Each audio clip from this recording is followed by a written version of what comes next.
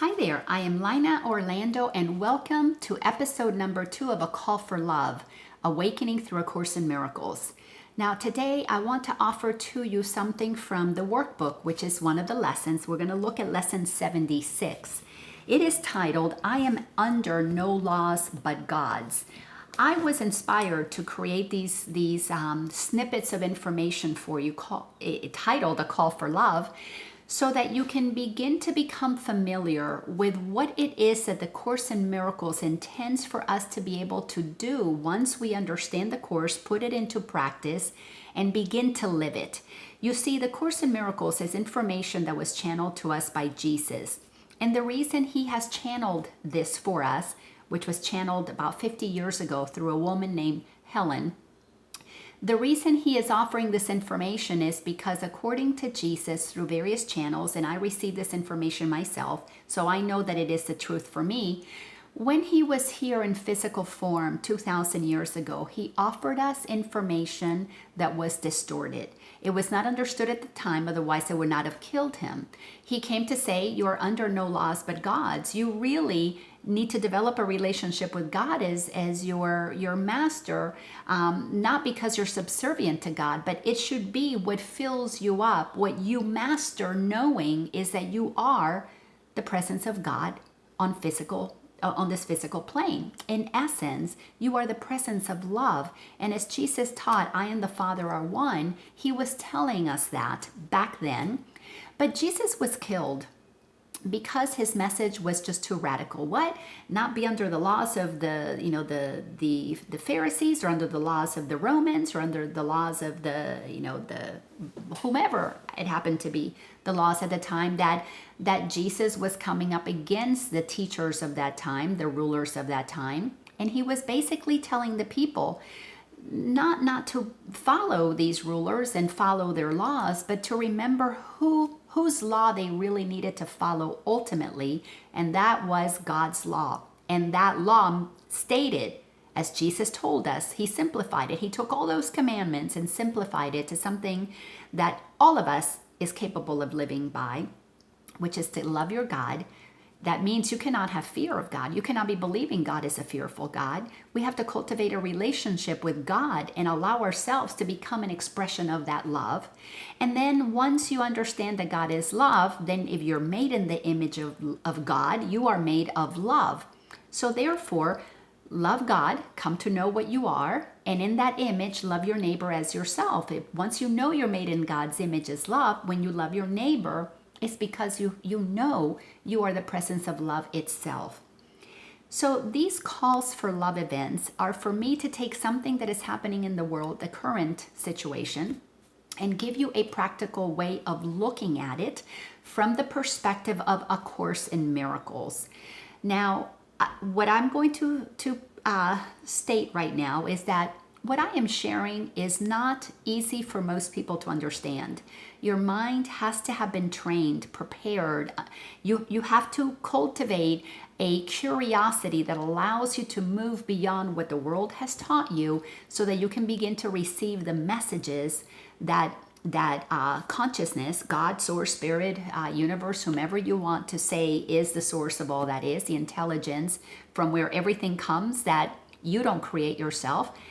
All songs that have ever been written come from somewhere. All formulas that were never before come from somewhere. All intelligence that powers the human body comes from somewhere. The intelligence that has an acorn turn into an oak tree comes from somewhere. So we know that we live in an intelligent universe. So A Course in Miracle wants us to train our mind to tap into that intelligence and not to be limited by the intelligence that we pick up in the world, which is regurgitated information at this level, and it is no longer pure and fully received from the level that comes from God itself. So today I want to focus on medicine. Currently, we have the coronavirus. This episode is being filmed on, it's April the 17th. The year is 2020. So humanity is dealing with COVID-19, the coronavirus. We're all still in quarantine in our homes.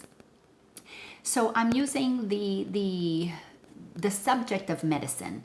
of vaccines, of pills, of ointments, of vitamins, whatever it is that we have been taught we should be taking to help us fight this virus. So if you understand what the Course in Miracles states, it is wanting you to fully get that you are a powerful being, that you and I have a direct connection to the creative source of all that is. If we train our mind to open up and receive information, this comes to us in the form of intuition, where Einstein went for his formulas. Where did he get a formula that he did not know? Where does a poet get a poem he had never heard of before? So we all understand that there is a source that we can tap into. So with lesson 76, I'm only going to read a part of it. I want to invite you to begin to consider that there is a source for well-being, a source for healing that you have been trained out of. So the Course in Miracles is a course in mind training, is training our mind to open up, to allow our minds to become a receiver, an open receiver of more than what we've been trained to believe we know. But our minds have been closed down specifically through the process of schooling, of indoctrination, of domestication, of programming, however you want to call it. I remember what I learned in school. I remember what, the rules and regulations my family taught me. I remember my religion. I don't remember other people's religions. I remember the one I was taught. I only know what I know. However, when I sit in stillness, when I go into quiet in the stillness, there is a voice, there is an intuitive knowingness that comes to me. And it has been transforming my life because I've allowed myself to be guided by that voice. So a call for love is an opportunity for you to see, how do I do this? How have I taken the Course in Miracles and made them practical in my life so that I can give you, through my example, an opportunity to see how profoundly powerful these teachings are. And it does not have to change your beliefs or your particular way of practicing your connection with the divine, but it does offer you a really powerful way to connect to the divine in a way that has nothing to do with the middle person. It has everything to do with you getting yourself out of the way. So let me get here with lesson 76 and tie that to the current situation with the coronavirus and the medicine so that you understand the profoundness of this information. So lesson 76 states, I am under no laws but God's. We have observed before how many senseless things have seemed to you to be salvation. Each has imprisoned you with laws as senseless as itself. You are not bound by them. Yet, to understand that this is so, you must first realize salvation lies not there. While you would seek for it in things that have no meaning, you bind yourself to laws that make no sense. Thus, do you seek to prove salvation is where it is not. What this is preparing us for is simply to recognize that as humans, we have created all kinds of senseless laws. We have created all kinds of things that tell us that we are what we're not. So our mind has been conditioned to believe that what we are is just these physical beings, this human being. And my entire life, I was treated from the beginning, and I did this with my children, as if I was just a body, primarily a body. When I was born, my parents checked my toes, my fingers. When my children were born, I checked, make sure they had 10 toes, 10 fingers. I did not check to see their soul, their spirit. I was not interested in, oh, how big is your aura? That was not what I had been trained to do. The Course in Miracles is an invitation for us to look at the world from two perspectives. One perspective is looking at it, how does God see it? Well, God has created everything, and that means that for God to be infinite, it must be that which contains everything within it. God would not be infinite if there was anything outside of it. So when you begin to logically look at this perspective, if we are inside of God, and the Course in Miracles tells us that we're in the mind of God, and God is a non-physical energy that permeates everything, pure consciousness. If we are in that mind, then we must be first and foremost consciousness. We are energy. We are non-physical beings, first and foremost. The second perspective that the Course in Miracles has us look at the world is to look at the world from believing, falling into the dream, into the illusion that this body, your body, is separate from each other and therefore separate from God. Now, religion has done a wonderful job of training us into believing that we are separate from God. So God has been placed on a cloud or somewhere other, and we've been taught that we could never achieve that level of godliness. Depending on your religion, you've got to get to heaven to get there, but because we're all sinners, chances are you just can't get to heaven. Or some religions, like Judaism, says that you will attain your connection, your oneness with God when the Messiah comes. So, and no human can possibly be the Messiah, which is why the Jews did not even acknowledge that their own Jesus was the Messiah. So we've got all of these different beliefs that perpetuate the story, the untruth that we are separate from one another and separate from God. So the Course wants us to look at two things. One, we are in the mind of God. We are one. We are pure consciousness. We must be one with God. And that's what Jesus is teaching through the Course in Miracles. And then there's our perception, the human perception about us looking at bodies and thinking of ourselves as separate. Now, we are an expression of God because we're in the mind of God. We are made in God's image, but we were made in God's image to express what God is. When we understand what God is, and God is love, the energy of love, then we are these malleable, flexible beings that are here to extend love, to express love to one another. And in the mind of God, we are being imagined because we are made in the image of God, because God is imagining us, because it's creating us. In the beginning was the Word. So as God is imagining us, we are here on this planet to bring forth the physical expression of what God is. So to understand the Course in Miracles, we have to realize that when your mind got trained into believing you're just human, in that training, you then cannot hear the truth of who you are, that you are one with God, because you're listening to one voice or the other. You're listening to the voice that you learned, that conditioned you, that taught you things, religion, government, parents, the schooling, or you're listening to the voice for God, which says the same thing to everybody. You are made in my image and I am love. So you are love and I love you unconditionally. Or we listen to the voice that says I am not that. So to continue with the reading of lesson 76, I am under no laws but God's. And then I can tie this to how this has to do, or this could assist you in dealing with the current situation of the coronavirus and the medication that we're supposed to be taking, or how to take care of yourself. So paragraph number 2 of lesson 76 says, today we will be glad that you cannot prove that there are other laws that have more power over you. For if you could, you would forever seek salvation where it is not, and never find it. In salvation, the Course in Miracles uses that word to express freedom, sovereignty. The idea for today tells you once again how simple is salvation, how simple is finding your sovereignty. Look for it where it waits for you, and there it will be found. Look nowhere else, for it is nowhere else. So we have been taught, we've been conditioned to believe that God is out there somewhere, making us feel like we're not so powerful. So when we're operating from God is out there, we're looking out there somewhere where God cannot be found, praying out there, come heal me, make me feel better. Then something else that we do is we go to the doctor outside of us. Hey, you come please help me, make me feel better, or take the medicine so that I won't suffer anymore. So all of these things is training us, because we've been doing this for thousands of years, since what we'll call the fall of man, since humans began to forget the truth of who they are, one with God, and we began to believe in duality, that there's separation and that there's rights and wrongs and other ways of doing things.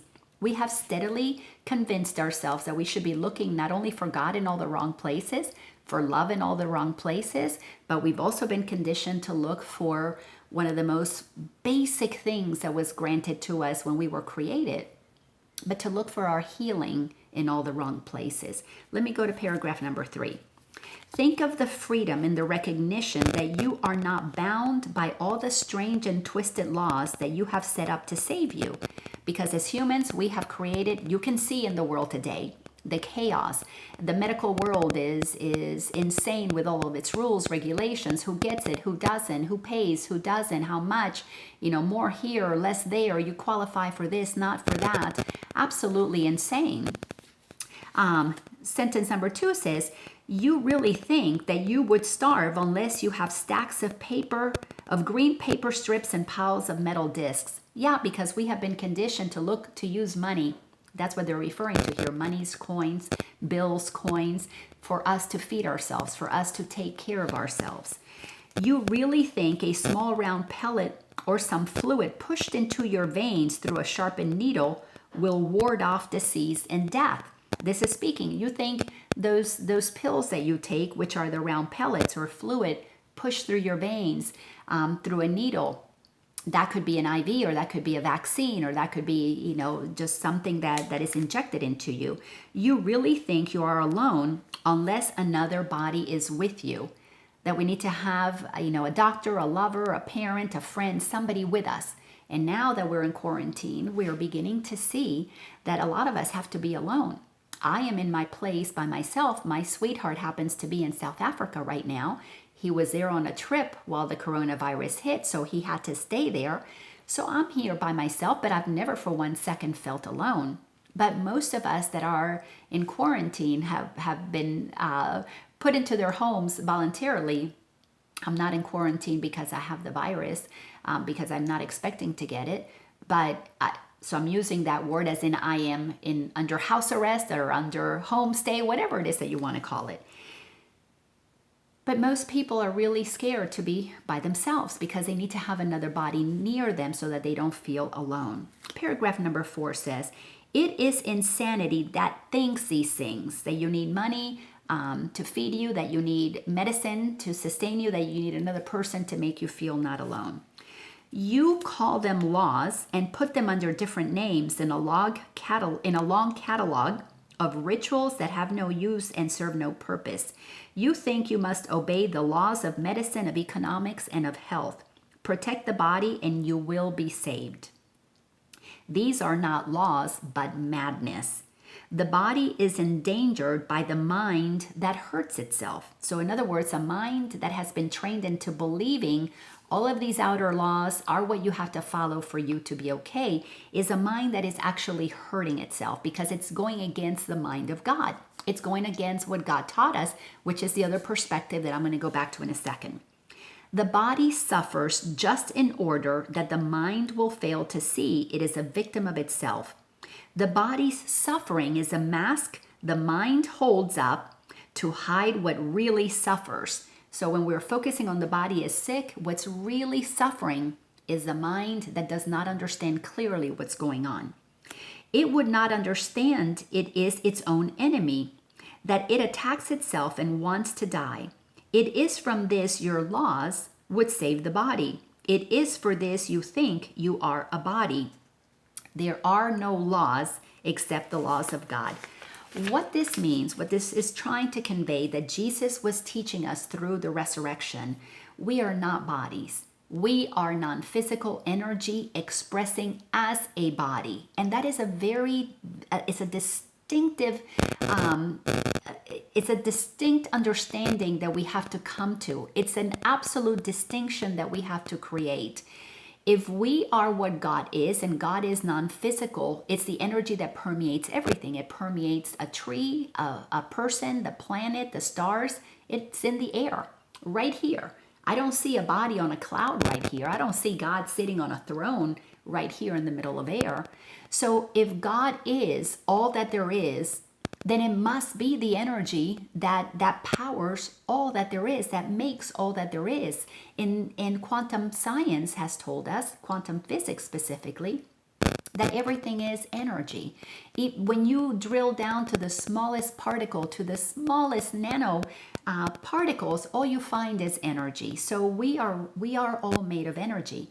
So the Course in Miracles wants us to understand that when we understand the mind of God, when our mind is trained to know what God knows, then our human experience changes.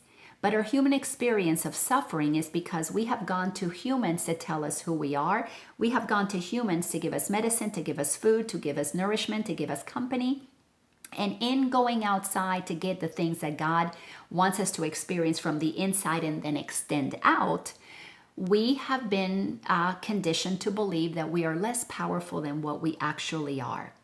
So the reason we experience so much fear is because we don't know how to love ourselves. And we don't know how to love ourselves because we don't remember that we are made in the image of God and God is a loving God. So there's a lot of cleaning up in the mind that has to take place. So during this time of the coronavirus, when we are scared, is because we don't remember that our healing would be activated by our ability to connect to the source of all that is, the creative source that is the creator of everything. Don't you think it can heal your body if it created universes upon universes upon universes? If it created all that is on this planet, it can certainly heal anybody. What do you think is spontaneous remission?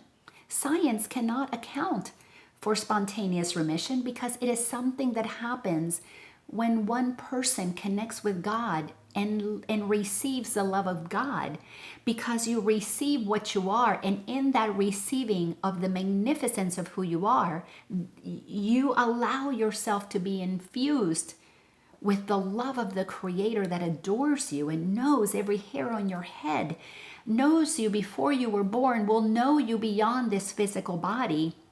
That creative source, when we allow it to kiss us with its love, to embrace us with its grace, of course it heals us.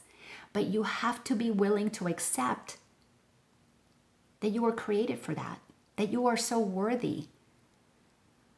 You're the one calling for love, because you have to receive the truth of who you are. When your mind operates under the laws of the world, that you're separate, that medicine is outside of you to heal you, that everything that you need is outside of you to keep you safe, to keep you loved, to keep you okay, you miss the point that you are the bringer of love.